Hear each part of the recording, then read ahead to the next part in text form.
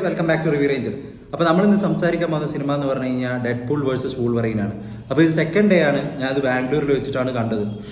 3D ആയിട്ടല്ല ഞാൻ ഈ സിനിമ കണ്ടത്, 2D ആണ് കണ്ടത്. പേഴ്സണലി എനിക്ക് ഈ 3D സിനിമയുടെ ഗിമിക്സിനോട് പ്രത്യേകിച്ച് അത്ര വലിയ താല്പര്യം ഇല്ല. കാരണം ഹോളിവുഡിൽ ഇറങ്ങുന്ന ഒട്ടുമിക്ക എല്ലാ സൂപ്പർ ഹീറോ മൂവീസ്, വേറെ പല മൂവീസും 3D ഒക്കെ ആയിരിക്കും. പക്ഷേ എന്തോ എനിക്ക് പേഴ്സണലി അതിനോട് താല്പര്യമില്ല.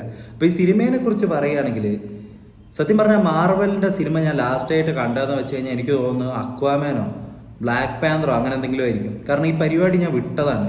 കാരണം ഒരുപാട് കാലമായിട്ട് ഇൻട്രസ്റ്റിംഗ് ആയിട്ടുള്ള ഒരു സബ്ജക്റ്റ് ഉണ്ടാക്കാൻ എനിക്ക് സാധിച്ചിട്ടില്ല. അപ്പോൾ ഈ സിനിമ ഇറങ്ങിയപ്പോൾ മാർവൽ തിരിച്ചു വന്നു, കംബാക്ക് ഓഫ് മാർവൽ, ഇതാണ് സിനിമ, ഫുൾ പൂരം, തിയേറ്റർ മുഴുവൻ ഓണം എന്നൊക്കെ പറഞ്ഞ് അത്യാവശ്യം കുറച്ച് എക്സ്പെക്റ്റേഷനൊക്കെ ഞാൻ വെച്ചുപോയി. കാരണം എന്തായാലും ഒരു ഹോളിവുഡ് മൂവി അല്ലേ, അതിൻ്റേതായ സ്റ്റാൻഡേർഡും കാര്യങ്ങളൊക്കെ നമ്മളെന്തായാലും പ്രതീക്ഷിക്കുമല്ലോ. എല്ലാ തരത്തിലും ഫൈറ്റ് ആയിക്കോട്ടെ, ബാക്കിയുള്ള കാര്യങ്ങളായിക്കോട്ടെ, സീൻസ് ആയിക്കോട്ടെ, സറൗണ്ടിങ്സ് ആയിക്കോട്ടെ, ലൊക്കേഷൻസ് ഒക്കെ നമ്മളങ്ങനെ ചിന്തിക്കും.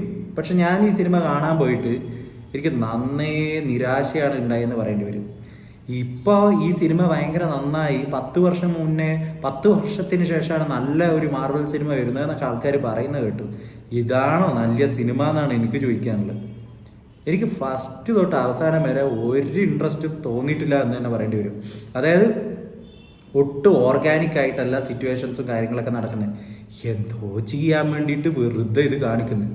കുറേ സൂപ്പർ ഹീറോസ് ഉണ്ട് എന്ന് പറഞ്ഞിട്ട് ഇടക്കിടക്ക് ഇങ്ങനെ പുട്ടിന് പീര ഇടുന്ന പോലെ ഇടക്കിടക്ക് കുറച്ച് ഇട്ട് കൊടുക്കും. അതെല്ലാം കാണുമ്പോൾ ഉല്ലസിക്കുന്ന ആൾക്കാർക്ക് ഇങ്ങനെ കൈകൊട്ടി ഉല്ലസിക്കാം. പക്ഷേ as A normal movie lover, hard core movie cinephile എന്ന് വെച്ചിട്ട് നോക്കുമ്പോൾ ഒരു കോപ്പും ഈ സിനിമയിൽ ഇല്ല എന്ന് പറയേണ്ടി വരും. ഒരു കോപ്പും ഇല്ല, അങ്ങനെ തന്നെ പറയേണ്ടി വരും.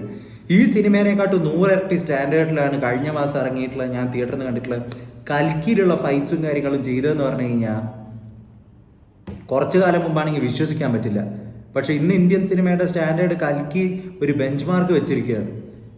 അമ്മാതിരി രീതിയിൽ കൽക്കിയിൽ ചെയ്ത ഇവർ തമ്മിലുള്ള ഫൈറ്റും കാര്യങ്ങളെല്ലാം കണ്ടപ്പോൾ ഞാൻ 80 വയസ്സ് കൂടുതലുള്ള അമിതാഭ് ബച്ചനും നമ്മുടെ പ്രഭാസും ചെയ്തിട്ടുള്ള ആ ഫൈറ്റിനെ കൊണ്ട് ആലോചിച്ചു പോയി. അതേതാ ലെവൽ, ഇതേതാ ലെവൽ. ഫൈറ്റിനൊന്നും ഒരു ക്ലാരിറ്റിയില്ല, ഒരു ലൈഫില്ല, വെറുതെ കുറേ അങ്ങോട്ടും ഇങ്ങോട്ടും വെട്ടുന്ന വെറും സ്റ്റുപ്പിഡായിട്ടുള്ള ഓരോ വിഡ്ഢിത്തരം കാണിച്ചുകൊണ്ട് എന്ന് പറയേണ്ടി വരും. ഇതിൻ്റെ ഈ ഹാർഡ് കോർ എഡിക്ട്സ് ആയിട്ടുള്ള ആൾക്കാർക്ക് എങ്ങനെയാണ് ഈ സിനിമ ഉണ്ടാകുന്നത് എനിക്കറിയില്ല. കാരണം ഇവർ റബ്ബിഷ് പോലെ എന്ത് കുന്തം ഇട്ട് കൊടുത്താലും അത് കണ്ട് കൈമുട്ടാൻ കുറേ ആൾക്കാരുണ്ടാവും. പക്ഷെ സാധാരണ മൂവി ലവേഴ്സും കാര്യങ്ങൾക്കും ഇത് കാണുമ്പോൾ ഉണ്ടാകുന്ന ഒരു കൈൻഡ് ഓഫ് എക്സ്പീരിയൻസ് ആണ് ഞാൻ ഷെയർ ചെയ്യുന്നത്. കാരണം ഞാൻ ഇതിൻ്റെ ഒരു അഡിക്റ്റഡ് ആയിട്ടുള്ള ഒരു പേഴ്സൺ അല്ല. ഈ മാർവൽ യൂണിവേഴ്സും അതും ഇതൊക്കെ എനിക്ക് ഏറ്റവും ഇഷ്ടം എന്ന് പറഞ്ഞു കഴിഞ്ഞാൽ DC-യുടെ ആണ്. അത് ബാറ്റ്മാൻ ട്രിലോളജിയാണ്. അത് ക്രിസ്റ്റഫർ നോലൻ ചെയ്തിട്ടുള്ളതായിക്കോട്ടെ ആ സംഭവം. പിന്നെ അവസാനം ലാസ്റ്റായിട്ട് വന്നിട്ടുള്ള ബാറ്റ്മാനും പിന്നെ ജോക്കറും അതൊക്കെ ഹൈ ക്ലാസ് സംഭവങ്ങളായിരുന്നു എന്ന് പറയേണ്ടി വരും. സത്യം പറഞ്ഞാൽ ഇതിനു മുമ്പേ ഞാൻ കണ്ടിട്ടുള്ളത് ബ്ലാക്ക് പാന്തറോ അക്വാമാനൊക്കെ കാണുന്ന സമയത്ത് ഇത്രത്തോളം പതിച്ചിട്ടില്ല എന്ന് പറയേണ്ടി വരും. എന്താണിത്, മിനിറ്റിന് കുറേ റെഫറൻസും ഫോർത്ത് വാൾ ബ്രേക്ക് ചെയ്തിട്ട് ക്യാമറയുടെ അടുത്ത് സംസാരിക്കുന്നതൊക്കെ എന്തോ വലിയ സംഭവമായിട്ടാണ് തോന്നുന്നത്. ഇത്രയും ഈ സിനിമയുടെ പ്രശ്നം എന്ന് വെച്ച് കഴിഞ്ഞാൽ ഇത്രയും പ്ലെയിൻ ആയിട്ടുള്ളൊരു സ്റ്റോറി, ഒരു കുന്തവും ഇല്ല. വി സേവ്ഡ് ദ യൂണിവേഴ്സ്, അതാണ് അതിൽ പറയാനുള്ളത്. ഭയങ്കര ഇതുവരെ കണ്ടിട്ടില്ല. ഉള്ള കാലം തൊട്ടിട്ട് സേവിങ് ദ യൂണിവേഴ്സ് ആയിരുന്നല്ലോ ആദ്യം തൊട്ട് ഇത്രയും കാലമായിട്ട്. ഭയങ്കര ഞെട്ടിപ്പോയി, ഭയങ്കരം തന്നെ. ഈ കൂതറ ഇങ്ങനത്തെ ഓരോ സിനിമ ഇങ്ങനത്തെ ഒക്കെ കുറേ എടുത്ത് വെച്ചതിനൊക്കെ ഏറ്റവും വലിയ അടിയായിട്ടാണ് ബോയ്സ് പറഞ്ഞ സീരീസിൻ്റെ വിജയം എന്ന് പറഞ്ഞാൽ. എന്താണ് സംഭവം, ക്ലാസി എന്നൊക്കെ പറഞ്ഞാൽ അമ്മാതിരി ക്ലാസി സാധനമല്ലേ. അതുപോലെ തന്നെ നമ്മുടെ വൂൾവറൈൻ്റെ ലാസ്റ്റായിട്ട് വന്ന ലോഗൻ സിനിമ ഞാൻ തിയേറ്ററിൽ നിന്ന് കണ്ടതാണ്.